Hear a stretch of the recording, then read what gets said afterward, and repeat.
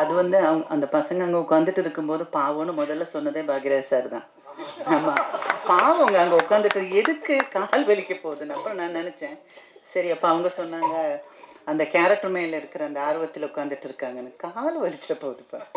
எனவே இந்த ஃபங்க்ஷனுக்கு கூப்பிட்டதுக்கு ஃபஸ்ட்டு கவிதாவுக்கு நான் நன்றி சொல்கிறேன். பத்திரிகையாளர்கள் நிறைய பேர் எனக்கு ஃப்ரெண்ட்ஸுங்க இருக்காங்க. நிறைய பேர் எத்தனையோ வருஷமாக பார்த்துக்கிட்டு இருக்கிறாங்களெல்லாம் இங்கே பார்க்கும்போது ரொம்ப சந்தோஷமாக இருக்குது.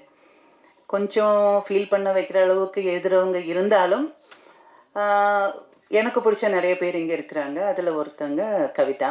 அதுலேயும் பீயிங் எ லேடி, அவங்க வந்து சொல்லும்போது ரொம்ப பெருமையாக இருந்துச்சு. ஃபஸ்ட்டு ப்ரொடியூசர் அப்படின்னு சொல்லும்போது என்னை பொறுத்த வரைக்கும் இது ஒரு சின்ன படமாக எனக்கு தெரியல. அதாவது பெரிய படத்தில் செலவு பண்ண வேண்டிய காசை கம்மி பண்ணி நம்மளால் முடிஞ்ச அளவுக்கு பண்ணி இந்த படத்தை பெருசாக மாற்றுறோம். So it's not a small film, it's a big thing.